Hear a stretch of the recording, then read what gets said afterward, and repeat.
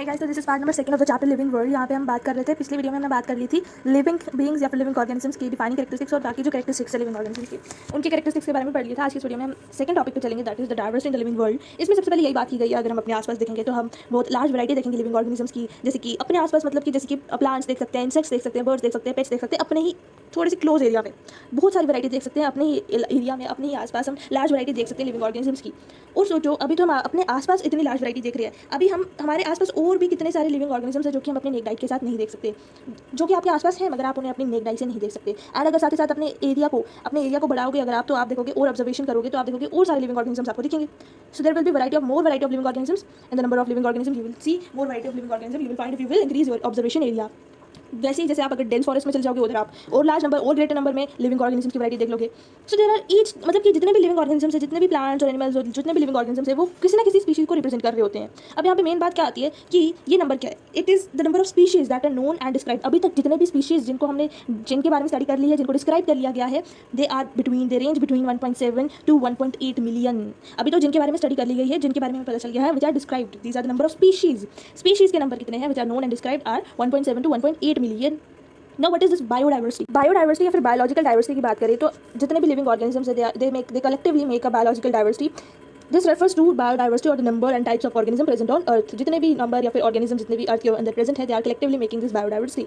So we should remember here that as we explore new areas, वहाँ पे नए areas जब हम एक्सप्लोर करेंगे वहाँ पे और नए ऑर्गेनिजम्स कॉन्टिन्यूसली आइडेंटिफाई हो जाएंगे, और ओल्ड एरियाज में भी कॉन्टिन्यूसली नए ऑर्गेनिजम्स आइडेंटिफाई हो रहे हैं ओल्ड एरियाज में भी। और अगर हम न्यू एरियाज को डिस्कवर करेंगे वहाँ पर भी हमें नए ऑर्गेनिजम्स देखने को मिलेंगे। सो लिविंग ऑर्गेनिजम्स की तो बहुत वैरायटी हमें मिल जाएगी। As stated earlier, there are millions of plants and animals in the world. You know that plants and animals in our own area by the local names. अब बात आ जाती है कंफ्यूजन पॉइंट की। देखो, हम अपने लोकल एरिया में, अपने एरिया में सपोज किसी प्लांट को उसके लोकल नेम से जानते हैं, वही प्लांट किसी और एरिया में किसी और लोकल नेम से जाना जाता होगा। फिर ये तो अभी मैं एक कंट्री की ही बात कर रही हूँ, एक कंट्री के अंदर ही इतनी वैरायटी है, एक कंट्री के अंदर ही एक प्लांट के इतने डिफरेंट नेम्स है हर जगह। तो कंट्री से कंट्री की बात करूँ तो उधर भी डिफरेंट वेरिएशंस है।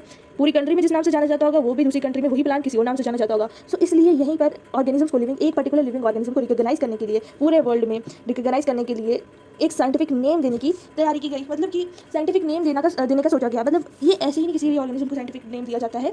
वर्ल्ड वाइड ये जो नेम होते हैं, जो नोमेनक्लेचर का प्रोसेस होता है, ये ऐसे ही नहीं हो जाता। इसके लिए कुछ स्टेप्स फॉलो करने पड़ते हैं बायोलॉजिस्ट को, ठीक है। सो मतलब कि नोमेनक्लेचर क्या है, it is the process of system of naming नाम करने के सिस्टम को, प्रोसेस को हम कहते हैं। It is a system of naming things, specially in science it is a process of naming thing, nomenclature. जैसे कि लिविंग ऑर्गेनिज्म को यहाँ पे हम बात करें, लिविंग ऑर्गेनिज्म को नाम देने की, साइंटिफिक नेम देने की, बायोनॉमियल नेम देने की जो सिस्टम होता है, that is called as nomenclature. तो इसलिए क्योंकि हर एक ऑर्गेनिज्म का, एक पर्टिकुलर ऑर्गेनिज्म के कितने सारे डिफरेंट लोकल नेम्स है, जिस वजह से बहुत ज़्यादा कंफ्यूजन हो जाती है। इसलिए उस पर्टिकुलर ऑर्गेनिज्म की जरूरत पड़ी कि उसको हर एक ऑर्गेनिज्म का एक साइंटिफिक नेम देने की जरूरत पड़ेगी, ताकि वर्ल्ड में कंफ्यूजन ना रहे। पूरे वर्ल्ड वाइड उस साइंटिफिक नेम, उस पर्टिकुलर नेम से उस ऑर्गेनिज्म को रिकॉग्नाइज किया जा सके, ठीक है। So hence there is a need to standardize the naming of living organism such that particular organism is known by the same name all over the world. So यहाँ पे कंफ्यूजन क्रिएट नहीं होगी अगर एक ही पर्टिकुलर नेम से उस organism को all over the world same name से रिकॉग्नाइज किया जाए। एंड इस process of this system of naming things is called as nomenclature. अब नोमेनक्लेचर कोई ऐवी प्रोसेस नहीं है। साइंटिस्ट जो होते हैं, बायोलॉजिस्ट जो होते हैं, एक्चुअली वो किसी भी ऑर्गेनिज्म को ऐसे ही नहीं साइंटिफिक नेम दे देते हैं। उसके लिए नोमेनक्लेचर के लिए कुछ स्टेप्स होते हैं, प्रोसीजर्स होते हैं, ठीक है। ये अलग बात है। अब नोमेनक्लेचर तो हम तब करेंगे ना, आप खुद सोचो, नेमिंग का प्रोसेस कब होगा, जब हम पहले उस ऑर्गेनिज्म को आइडेंटिफाई करेंगे, ऑब्जर्व करेंगे, करेक्टली उसको डिस्क्राइब कर लेंगे पहले ऑर्गेनिज्म को, फिर जाके उसका नाम देंगे, है ना। सो नोमेनक्लेचर से भी पहले जो स्टेप होता है ना, वो क्या स्टेप होता है, उससे पहले नोमेनक्लेचर से पहले होता है आइडेंटिफिकेशन। ऑब्वियसली नोमेनक्लेचर और naming is only possible when the organism is described correctly. Nomenclature और नेमिंग तभी पॉसिबल है जब हमने उस ऑर्गेनिज्म की ऑलरेडी उसको डिस्क्राइब कर लिया हो, उसके बारे में उसके कैरेक्टरिस्टिक्स देख लिए हो और ऑर्गेनिज्म को अच्छे से ऑब्जर्व कर लिया हो, उसके बाद हम उसका नाम देते हैं ऑर्गेनिज्म को। मतलब कि आइडेंटिफिकेशन क्या है, ऑर्गेनिज्म को आइडेंटिफाई करना। Identification is identifying an organism. Identification is a process of assigning a pre existing taxon name to an individual organism. Scientific name देने से पहले जो प्री एग्जिस्टिंग टेक्सॉन नेम दिया जाता है ऑर्गेनिज्म को, उस सिस्टम को कहा जाता है आइडेंटिफिकेशन, जिसमें ऑर्गेनिज्म को आइडेंटिफाई किया जाता है, डिस्क्राइब किया जाता है, और उसके लिए उसको प्री एग्जिस्टिंग नेम देना भी जरूरी है। तो आइडेंटिफिकेशन में प्री एग्जिस्टिंग नेम दिया जाता है। नोमेनक्लेचर में एग्जैक्ट जो साइंटिफिक नेम होता है वो नोमेनक्लेचर में दिया जाता है, पहले आइडेंटिफिकेशन फिर नोमेनक्लेचर होती है, ठीक है। In order to facilitate the study, number of scientist have established procedures, ताकि साइंटिफिक नेम देने के नोमेनक्लेचर के लिए स्टेप्स है, प्रोसीजर्स है, जिसके मतलब कि ऐसे ही नहीं हमें नाम दे देना। नोमेनक्लेचर के लिए कुछ स्टेप्स है, साइंटिफिक नेम देने के लिए स्टेप्स, प्रोसीजर्स है जो कि साइंटिस्ट ने एस्टैब्लिश किए हुए हैं। और ये स्टेप्स जो प्रोसीजर्स हैं, इनको सारे all over the world biologist in procedures को एक्सेप्ट भी करते हैं। अगर हम प्लांट्स और एनिमल्स की बात करें तो प्लांट्स के लिए scientific names are based on agreed principles and criteria which are provided by the international code for botanical nomenclature. Plants के लिए जो साइंटिफिक नेम देने के लिए जो प्रोसीजर्स और क्राइटेरिया है वो किन्होंने प्रोवाइड किए हुए हैं, international code for botanical nomenclature ने। और जो एनिमल्स के लिए जो क्राइटेरिया प्रोवाइड किए गए हैं इनको नेम करने के लिए, इनके साइंटिफिक नेम देने के लिए जो क्राइटेरिया और प्रिंसिपल्स प्रोवाइड किए गए हैं वो किन्होंने प्रोवाइड किए हैं, international code of zoological nomenclature ने प्रोवाइड किए गए हैं। जूलॉजिकल में जू वर्ड आ रहा है ना, zoological for animals and botanical for plants.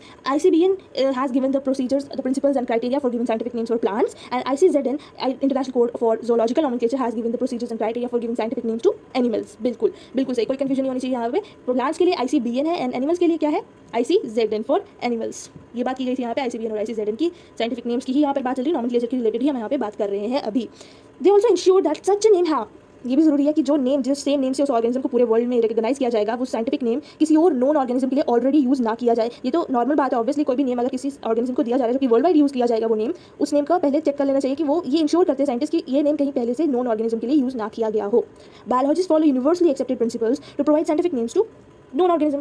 तो ये यूनिवर्सल जो नेम दिया जाता है, साइंटिफिक नेम दिया जाता है, उसके लिए biologist universally accepted principle follow करते हैं। उनमें से एक चीज़ यहाँ पर आपको पहले ही बता दी गई है, सारे स्टेप्स जो है, सारे प्रोसीजर्स जो है, यूनिवर्सल रूल्स जो है नॉमेनक्लेचर के, वो ये सब है आगे है, इनकी हम प्रॉपर तरीके से बात करेंगे। यहाँ पर सब जो इंट्रोडक्शन टाइप दी गई है। जो नेम होते हैं, जो साइंटिफिक नेम जो दिए जाते हैं ना, जो कॉमन नेम दिया जाता है ऑर्गेनिजम्स को, उनको उन नेम के दो कंपोनेंट्स होते हैं। एक नेम जो होता है, पहला नाम जो होता है वो जेनेरिक नेम होता है, मतलब कि वो जीनस को रिप्रेजेंट कर रहा है, और जो दूसरा नेम होता है, दूसरा कंपोनेंट होता है उस नेम का, वो स्पेसिफिक एपिथेट होता है, वो स्पीशी को रिप्रेजेंट करता है। Remember that point. और नॉमेनक्लेचर, अभी तक तो हमने क्या समझा था, नॉमेनक्लेचर क्या होता है, सिस्टम ऑफ नेमिंग थिंग्स। मगर यहाँ पे हमने जान लिया कि हर एक नेम के नॉमेनक्लेचर के अंदर दो कंपोनेंट्स होते हैं, दो मतलब कि बाय। तो इसलिए इस प्रोसेस को, इस सिस्टम को नॉमेनक्लेचर नहीं, बायनॉमियल नॉमेनक्लेचर के नाम से जाना जाता है। अब हम इतने हक से पढ़ ही रहे हैं, तो ये भी जान लेते हैं भाई दिया किसने हमें ये सिस्टम, बायनॉमियल नॉमेनक्लेचर का सिस्टम किसने दिया। This system, this naming system, this binomial nomenclature का system is given to us by Carolus Linnaeus and it is practised by biologist all over the world. हर कोई कार्लिस लिनियस के द्वारा ये दिया गया जो बायनॉमियल नॉमेनक्लेचर का सिस्टम है, it is accepted by all of the world, biologist by all of the world. हम सब इसे एक्सेप्ट करते हैं, जितने भी बायोलॉजिस्ट है, साइंटिस्ट है, सब इसे एक्सेप्ट करते हैं और फॉलो करते हैं बायनॉमियल नॉमेनक्लेचर के यूनिवर्सल रूल्स को। And binomial nomenclature is given to us by Carolus Linnaeus, remember that point. So let us take an example of mango. Mango का साइंटिफिक नेम क्या है, बायनॉमियल नेम क्या है, what is the binomial name for mango, Mangifera indica. मैंने बोला जो scientific name होते हैं उसके दो कंपोनेंट्स होते हैं, एक पहला जो जीनस को रिप्रेजेंट करता है, दूसरा जो स्पेसिफिक एपिथेट को रिप्रेजेंट करता है। तो मैंगीफेरा जो है ये जेनेरिक नेम है, मतलब कि ये जीनस को रिप्रेजेंट कर रहा है, genus is represented by Mangifera and indica is representing species, मतलब कि specific epithet is indica here in the case of mango. ठीक है, ये हमने एग्जांपल देख ली, चलो उसके रिलेटेड हमने एग्जांपल भी देख ली, बिल्कुल सही। चलो आगे चलते हैं। अब आखिरकार मैं आपको बताती हूँ कि कौन से यूनिवर्सल रूल्स है नॉमेनक्लेचर के। So these are the 4 universal rules for nomenclature which are given to you. इनमें कोई बड़ी बात नहीं है, बहुत आसान है, आपको सब आते ही होंगे। बायोलॉजिकल नेम्स जो होते हैं, पहली बात लैटिन नेम्स होते हैं। एक्चुअली लैटिन ही क्यों भाई, ये क्यों, हिंदी क्यों नहीं, इंग्लिश क्यों नहीं? क्योंकि biological names are generally in Latin, मतलब कि लैटिन इसलिए यूज़ करते हैं क्योंकि ये एक ऐसी लैंग्वेज है जो कि मतलब बहुत लंबे लंबे टाइम के लिए ना चेंज नहीं होती।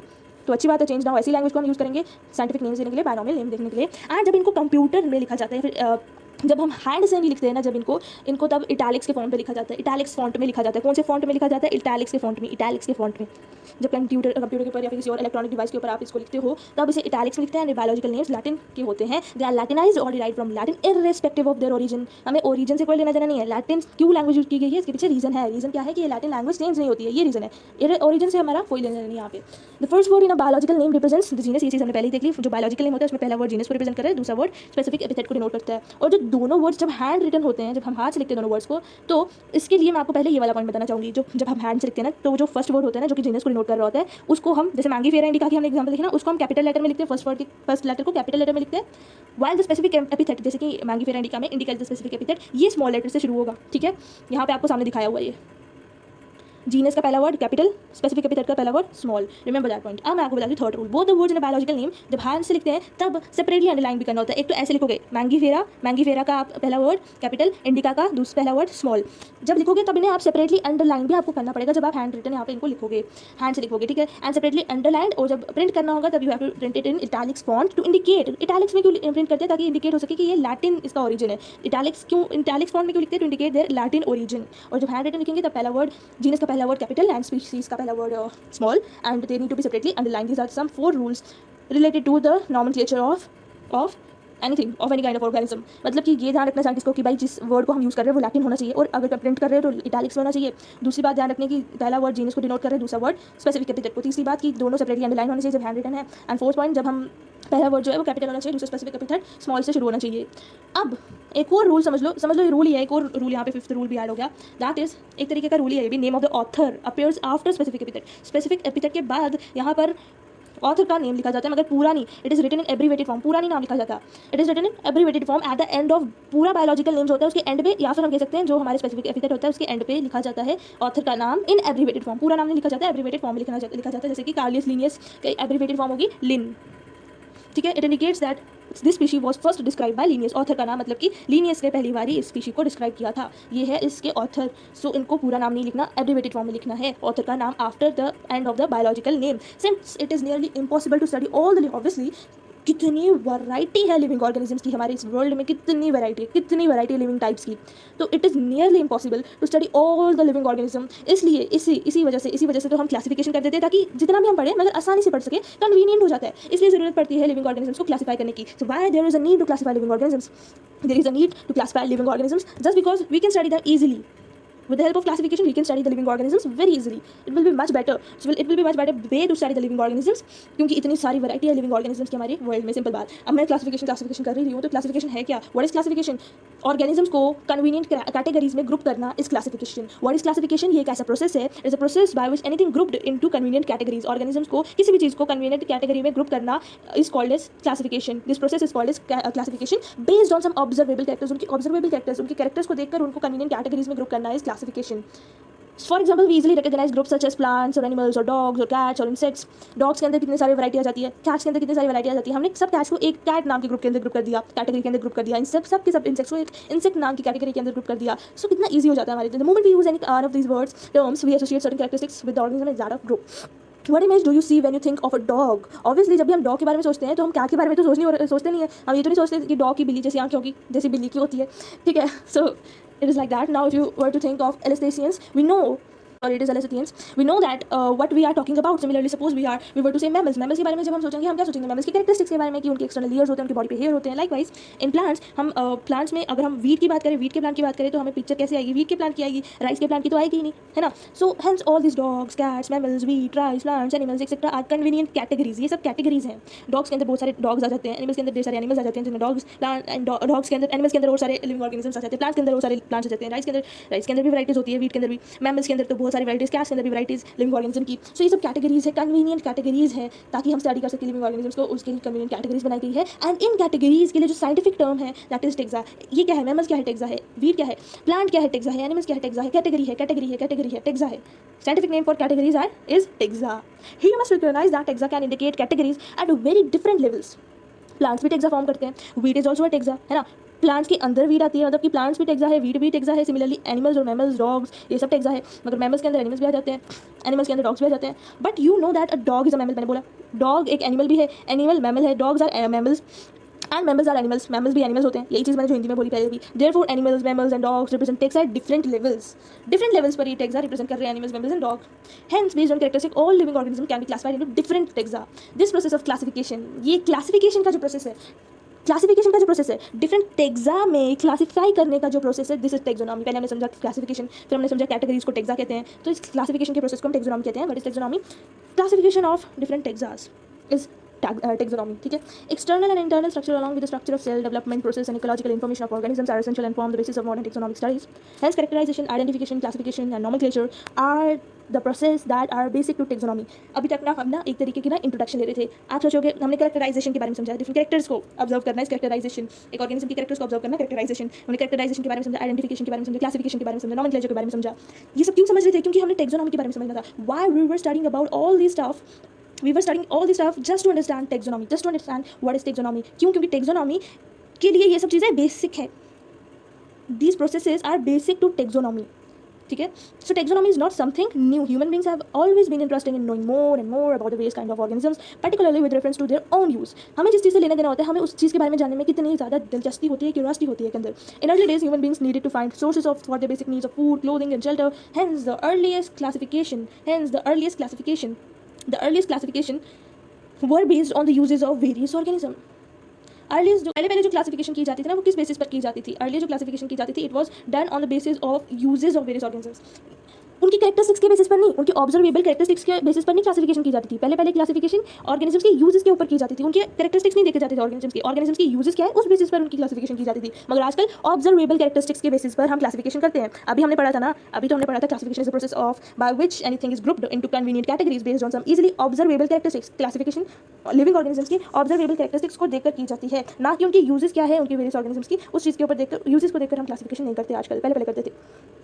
अब क्योंकि ह्यूमन बींग्स की तो क्यूरियोसिटी की तो बात ही मत करो, क्योंकि इतनी हद खत्म है ना, मतलब human beings were since long not only interesting in knowing more about the different kinds of organism, बस उनके बारे में ही नहीं जानना था, उनके रिलेशनशिप्स क्या है, उनकी डाइवर्सिटीज़ के बारे में, उनके रिलेशनशिप्स के बारे में, डिफरेंट काइंड ऑफ ऑर्गेनिज्म्स के बारे में जानने में बहुत ज़्यादा क्यूरियोसिटी होती है लिविंग ह्यूमन बींग्स को। इस बात को तो आप खुद एविडेंस कर सकते हो कि हमें लिविंग ऑर्गेनिज्म्स की डिफरेंट काइंड देखनी है, ऑर्गेनिज्म्स की उनकी डाइवर्सिटी देखनी है, एंड ऑल्सो उनके रिलेशनशिप्स उनके बीच में क्या है उनके बारे में भी जानना बहुत ज़्यादा इसमें दिलचस्पी होती है हमें। This branch of study was referred to as systematics. This is systematics. What is systematics? What is systematics? हमने टेक्सोनॉमी के बारे में थोड़ी देर पहले समझा था। टेक्सोनॉमी क्या है? टेक्सोनॉमी एक्चुअली मैं सीधे बोलूँ ना तो टेक्सोनॉमी इज क्लासिफिकेशन। तो फिर क्लासिफिकेशन को हम अलग क्यों पढ़ा और टेक्सोनॉमी को अलग क्यों पढ़ा? पूरी बात तो सुन लो। Taxonomy is classification with certain rules. Taxonomy is classification with certain rules. Taxonomy classification और रूल्स के साथ, ऐसी क्लासिफिकेशन जो कि रूल्स के साथ की जाए, दैट इज टेक्सोनॉमी। ठीक है, अभी तो मैं सिस्टमैटिक्स की बात कर रही थी। हाँ, सिस्टमैटिक पे ही हमें सिस्टमैटिक्स की ही बात कर रहे हैं। What is systematics? सिस्टमैटिक्स क्या है? Taxonomical classification is done with organisms evolutionary history. This is systematics. मतलब कि classification, taxonomical classification is systematics. What is classification? Convenient categories में ग्रुप करना based on some observable characters not on their uses, क्योंकि वो तो पहले करते थे ना, यूजेस के बेसिस पे क्लासिफाई। टेक्सोनॉमी क्या है? It is classification with rules. What is taxonomical classification? Systematics. और ये कैसे की जाती? टेक्सोनॉमिकल क्लासिफिकेशन कैसे की जाती है? ऑर्गेनिजम्स की एवोल्यूशनरी हिस्ट्री देखकर, ऑर्गेनिजम्स की एवोल्यूशनरी हिस्ट्री, ऐसी हिस्ट्री जिसमें वो इवॉल्व किए, उनकी एवोल्यूशनरी हिस्ट्री देखकर की जाती है सिस्टमैटिक्स टेक्सोनॉमिकल क्लासिफिकेशन। मतलब कि सिस्टमैटिक्स क्या है? ऑर्गेनिजम्स को सिस्टमैटिक वे में अरेंज करना, सिस्टमैटिक वे में अरेंज करना। So the word systematics is derive from Latin word which is systema. Systema एक लैटिन वर्ड है जिससे हमने सिस्टमैटिक्स डिराइव किया है, which mean systematic arrangement of organisms. Organisms को सिस्टमैटिक अरेंज करना, सिस्टमैटिकली अरेंज करना। Linnaeus use systema nature as the title of इस पब्लिकेशन। तो लीनियस डी ने, कार्लियस लीनियस ने, इतनी बात हमने जानी कि that is what is systematics. यहाँ पे हमने सिस्टमैटिक्स की इंट्रोडक्शन देखी। अब ना लीनियस जो है, कार्लियस लीनियस, इन्होंने क्या किया? इन्होंने अपनी बुक पब्लिश की जिसका नाम था सिस्टमा नेचरा। इन्होंने अपनी बुक जो पब्लिश की थी उसका टाइटल था, उनकी पब्लिकेशन का टाइटल था Systema Naturae. The scope of systematics was later enlarge to include identification, nomenclature and classification. बाद में जाके स्कोप इनका बढ़ाया गया था, इनलार्ज किया गया था सिस्टमैटिक्स था, क्योंकि मैंने आपको स्टार्टिंग में बताया ना सिस्टमैटिक्स क्या है? It is taxonomical classification.